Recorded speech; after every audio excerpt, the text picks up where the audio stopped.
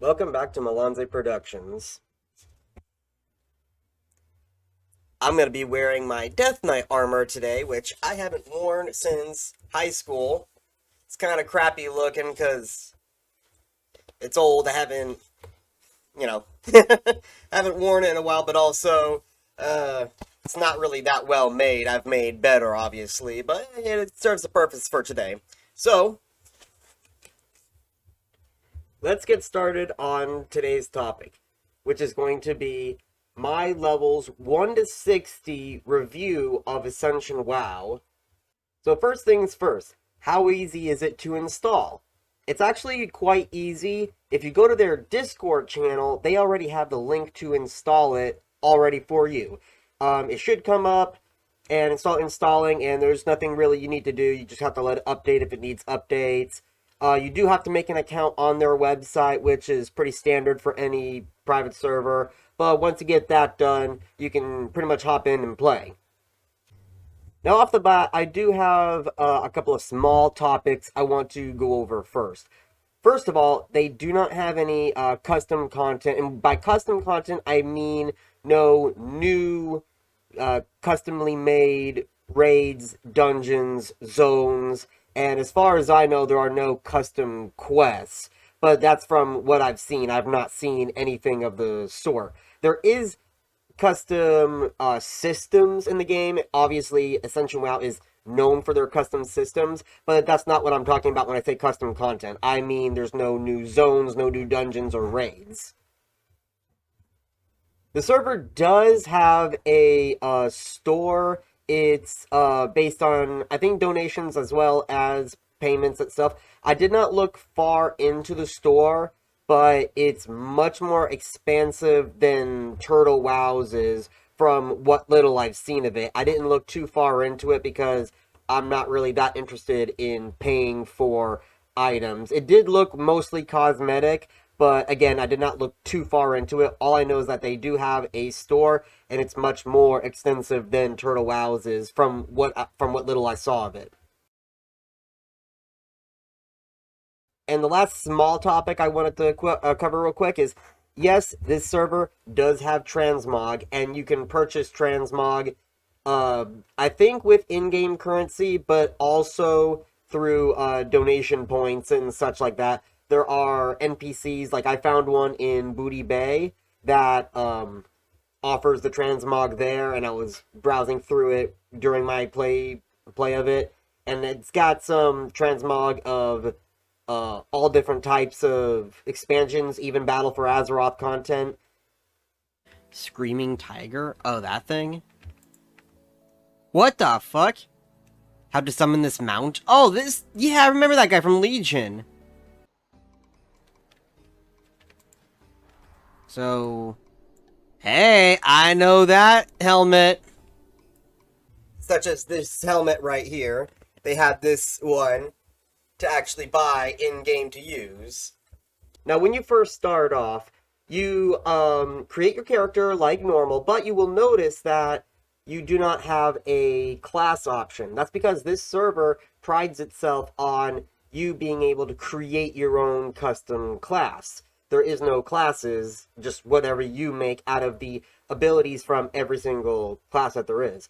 Now, when you start off, you start off with 10 ability points, and from there you get to choose whatever ability within your level range that you can pick, and you can pick any one from any class, with the exception of Death Knight. You will see Death Knight available, but you will not be able to pick it. So other than that, you could pick, Warlock, Warrior, Hunter, Druid, doesn't matter, you can just pick any ability you want. And then from there, you can have talent points as well. The talent point system, again, you could pick any talent from any spec so long as you are the appropriate level. And on top of that, when you do start putting points into your talents, you do not have to put 5 here and then go down the tree and put another 5 and go down the tree. You could pick any one. You don't have to follow the tree. If it's all the way in the 3rd bracket, you can pick that talent so long as you are the appropriate level for it. Starts after level 10. Yeah, I need to reset real quick because taking Aspect of the Monkey, I had no more points left. So I'm gonna, Just left click on learn, right? yeah, I'm gonna take swipe instead, so I have an ability to attack with. Yeah.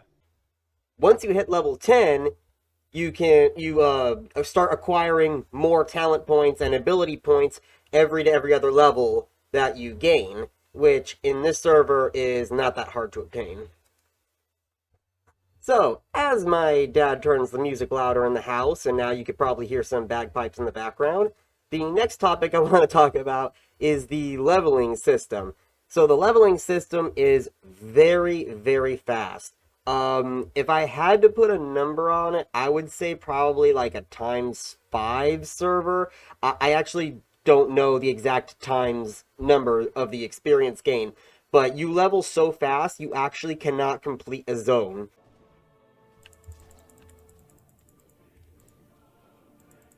Oh, they're gone. That was easy. Holy shit. You will outlevel the zone before you're even halfway done with it. And then from there, you can even skip the next zone and go straight to the next zone. On top of that, um, dungeons, there is a looking for group system with the full teleportation. So unlike Turtle WoW, where it just kind of gets the group together, this is the full retail looking for group system that will teleport you to the dungeon and so on. And with each dungeon that you complete, not only do you get a lot of experience from killing the various bosses and everything, but you get bonus experience for completing the dungeon. You can get so much experience. I recorded myself getting anywhere from 2 to 3, even more levels per dungeon run. So most people obviously only run dungeons in order to get levels.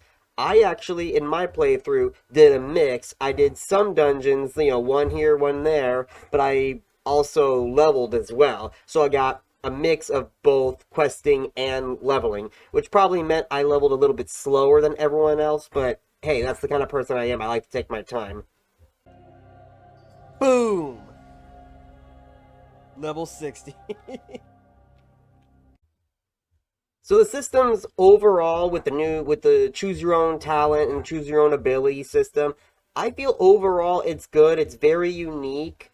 However, my only issue with it is that it does have some limitations to it that I do not think are necessary. Now, I'm not talking about the points per se. I think the point system, for every couple of levels another point to spend.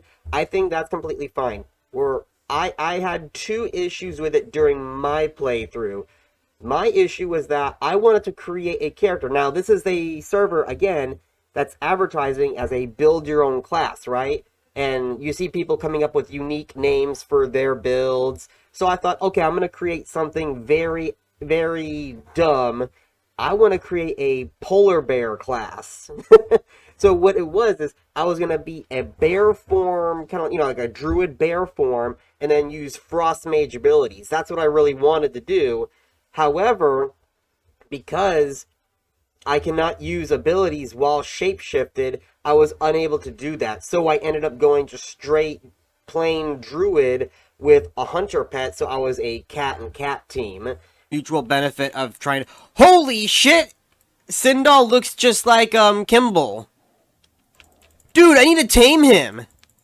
Come on! All this music! This is it! Yes! Big brain. I want that emote right there. Big brain. That's how smart I am. And it seems very basic and generic when you think about it, and it was. But that's because I couldn't really create my own class. So I think that now some abilities like the warrior's charge can be used while shapeshifted. Same thing with like a frostbite weapon or flame tongue from the shamans. Those can be used while shapeshifted. Most abilities cannot be. So I think that's one limitation that should be removed, that just let any ability be used while shapeshifted, so you can kind of have, be a cat and be a priest at the same time. Just something so people have a little bit more choice and customization options. On top of that, so when you're choosing your abilities, you actually do have a you do have a stopping point where it prevents you from taking any more abilities. Now, what I mean by that is the abilities are ranked common, rare, uh, uncommon, and epic for how awesome or how powerful the weapon, or I mean, not weapon, the ability is.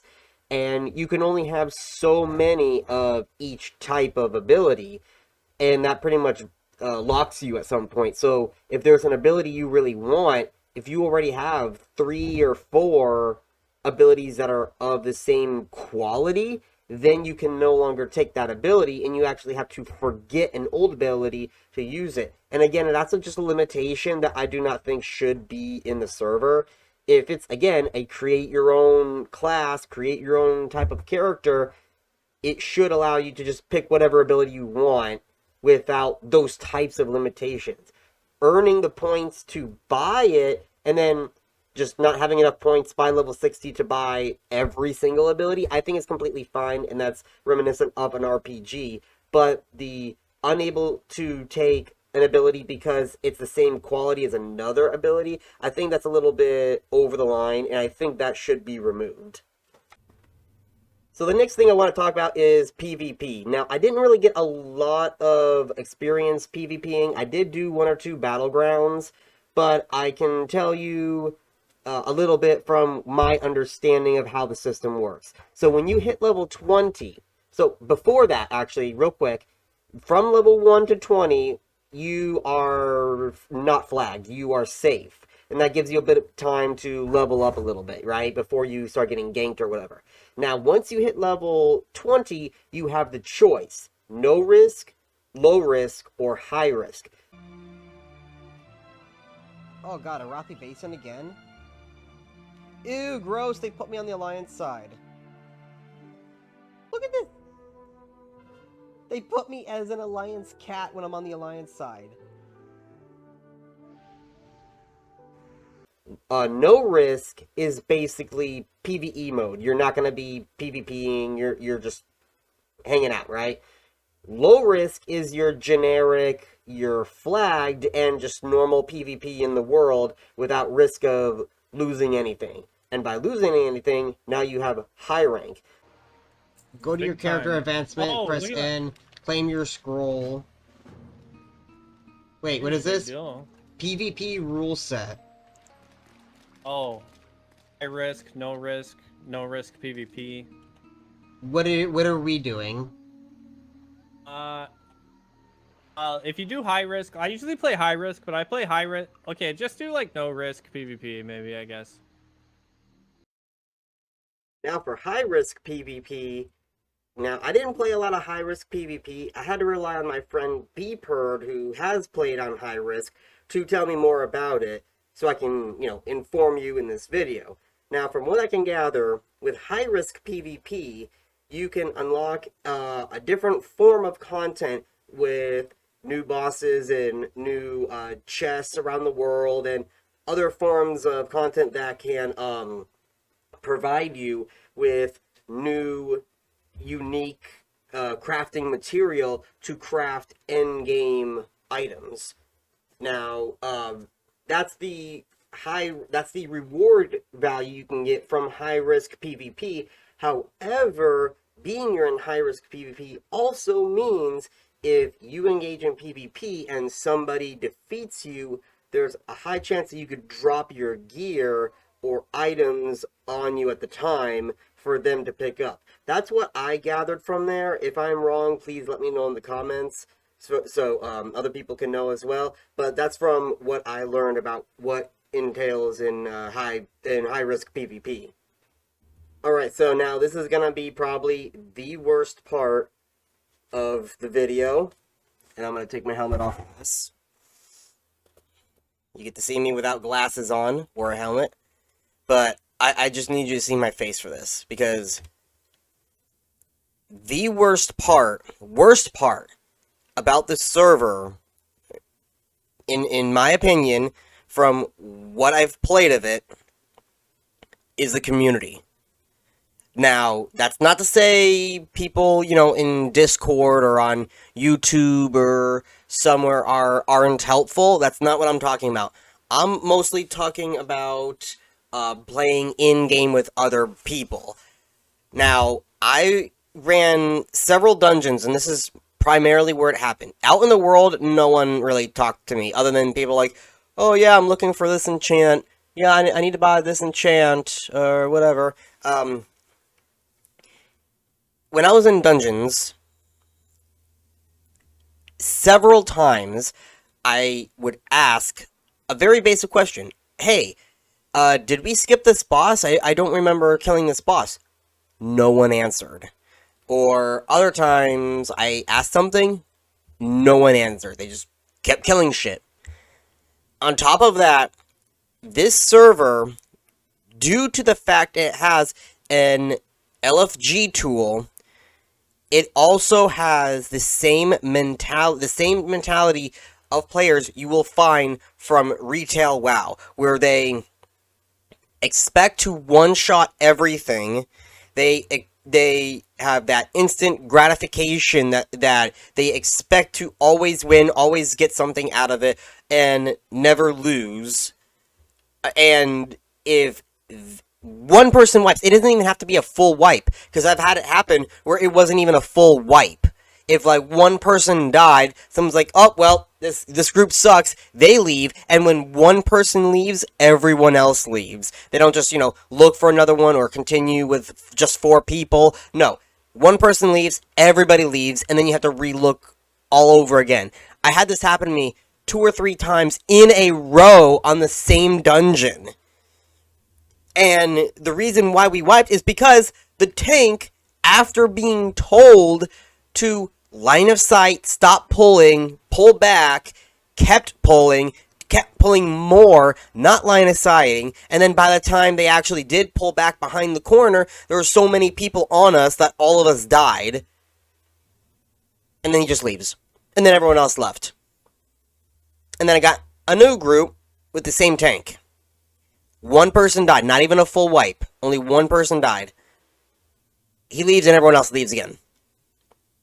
And I was so pissed off, I was never able to even complete Zul'Farrak, because every time I went into a dungeon, it just bullshit happened. So no one talks to you, they have that instant gratification mentality, they expect to one-shot everything. It's absolutely terrible, and that's probably the worst part about the server that I could probably think of. I'm asking if we already killed her, because I need her gem in order to do the quest.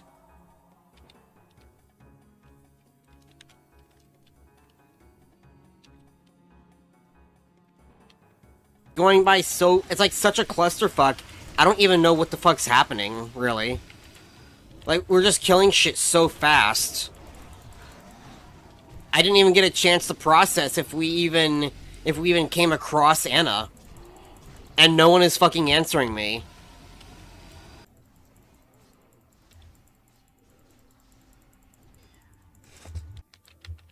And I'm dead. Wow, this is a shitty group so far. Oh wow, everyone is leaving. What the fuck? See, again, this is a fucking retail server. They think they can just pull the entire dungeon and one-shot it, when the first couple of, like, groups we were not able to really kill right away, like we were in Scarlet Monastery. Scarlet Monastery was just fucking insane. But from the first couple of groups of, like, 2 to 3 people, you were not able to do that. So they knew off the bat you couldn't do that.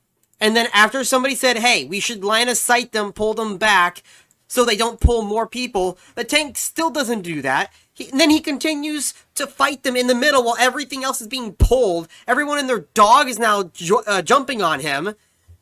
Then he finally pulls back after everyone and their mother and their dog is on him.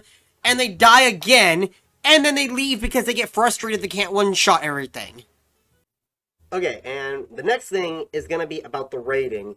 So, unfortunately, I did not raid. This is another part of the content of the server that I did not participate in myself. Primarily due to the fact that once I hit level 60, I no longer had a passion to keep playing it, and I'll explain more about that at the end of the video. But because I don't have experience playing high-end rating content, I consulted my friend Beeperd, who mains on this server, and he told me how the rating works. So how it works is that you have your normal vanilla raids. There are several difficulties. There's normal, heroic, and then ascended, or yeah, something like that, right? That's like their version of mythic. So there's different levels of the rating that you can do. On top of that, not all, but some bosses do have new, unique, custom abilities. I didn't quite get a name onto which bosses have them, but he said some bosses do and some bosses don't. So not all of them have this, but some do. And on top of that, not only does the gear just drop normally from each boss, but every time you kill a boss, you get a personal looted cache. And in that cache, you have the chance to get tokens, basically in-game tokens. I can't remember what they're called, but they're this server's version of justice points or valor points.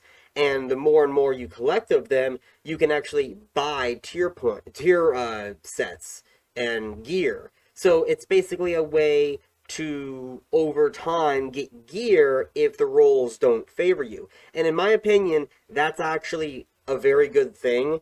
I've been an advocate of that in normal retail WoW for a long time. The only thing that I don't like is when it's all the same type of point for across different tiers, because then you could do the lower tier stuff and buy the higher tier items. If it was, one type of point per tier, so you have to play tier 1 to get tier 1 gear, and then in order to get tier 2 gear, you have to play tier 2 raids, that's completely fine. So, I'm not sure if that's how they work with the tier stuff, but I know that you do get points for every boss to buy gear if the rolls don't roll in your favor, basically. So that's how the rating basically works on this server. Now to my final thoughts of this server. So my final thoughts is basically on the longevity of the server. The server itself has seasons, so that kind of helps keeping the players interested, wanting to play fresh every couple of months or so that they do a new season. I don't know how often they do it, but, fresh servers are always appealing to people in the private server, atmosphere. So, or community, rather. So, having seasons certainly does help retain the attention on them. They do provide new updates to their server. Like, they just had one, apparently, that now you can tame undead, I think. I don't quite remember. So they do add updates, new seasons, stuff like that. That's just their seasonal server. They do have a primary server that was their original server. And then when a server completes, it restarts. But you have the option of taking that character and putting it onto the old server, so you can keep that character and you don't have to worry about them being wiped. And you can just continuously progress on that server. That server, I believe, is in TBC now and is eventually going to be moving up to Wrath of the Lich King, while the seasonal servers stay in vanilla. So, as far as I know. On top of that, they do have another type of server called, I forgot what it's called, but it's basically, instead of picking your own class, it's kind of like a roulette where you are randomly given abilities and you kind of have to work with what you got, which I guess that's an interesting concept. But how does that lead to the longevity of the server, which is how I started this segment? I believe it's not that good when it comes to the longevity. And what I mean by that is it's got a very interesting and unique concept of building your own class, right? And that's the main draw of the server. But with the fact that you can level in a couple of hours from 1 to 60, you gear, you raid, and that's pretty much it. once you beat everything, you've gotten to level 60 in your raid, you're pretty much done. So the server really only acts as a create your own class simulation. I don't know the best way of putting this, but that's all it really is you making your own class and testing it out and playing around with it, but with how fast you level and the raids and dungeons not really being that hard, except for the they do have like higher leveled stuff, and like I said, there's also high risk, so that'll keep your attention for some time. But just base level gameplay stuff, you finish it very quickly, very easily, and beyond that, I mean, there's nothing else to look forward to unless you're interested in playing that high risk mode, trying to defeat the ascended stuff. And it's not really keeping a lot of people's attentions too long when that's the only thing left to do on the server. So a lot of people are already dropping off of this server. People that I know that had a group of friends and viewers, because they were also other YouTubers, they already stopped playing it after a couple of weeks, maybe a month or so. It's just not good for longevity. Unless you want to, create another character and try a new build, But you can also make new builds on the same character. You can buy and unlock kind of like save files, so you can like switch between the builds, but you have to purchase each one beyond your first one. And I don't really see a reason to keep playing it after hitting level 60. So that's where I stand on the longevity, and those are pretty much my thoughts on it as well. So, that's everything that I can remember off the top of my head for Ascension WoW and what I think of it, my kind of like review on it. Overall, I think the server, again, is a unique concept of you building your own class, your own, picking your own spells and abilities, and it's fun to play around with that. However, in terms of an RPG, it's not that good because, again, you create that character, but then you level so fast you don't even get to finish any of the zones. Dungeons are done real quickly, and by the time you hit level 60 and you do a couple of raids and dungeons of end game, it's pretty much done within, a couple of weeks to a month or so, depending on how fast you are.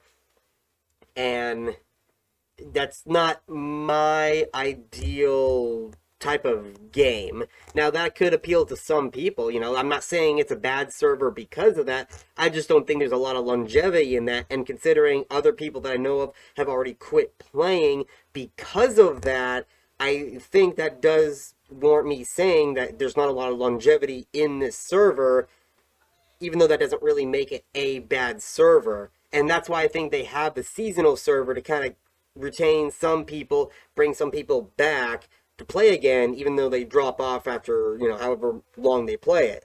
But if this server is a server that interests you, if you want to try out different abilities, make your own build, all that kind of stuff, kind of theory craft, if you're into theory crafting, this is definitely a fun experience to try out.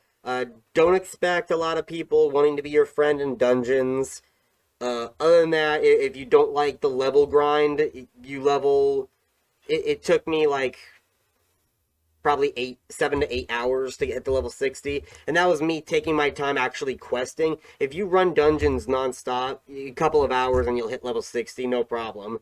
So if you don't like the leveling, you don't have to worry about it. But if that interests you, you're more than welcome to try to play it. If that does not interest you, well, I hope I helped you make your decision a lot easier no matter what you pick. Now, if you want to subscribe to me, you can click the subscribe button below. If you're interested in seeing more cosplay, because this is all handmade by me when I'm not hitting the mic because of my big-ass helmet. If you are interested in seeing more cosplay like this and me making it and visiting festivals, fairs, I do have a second YouTube channel called Malonze Productions Cosplay, and you could definitely subscribe to that too if you want to see more of this type of stuff. Other than that, thank you for watching.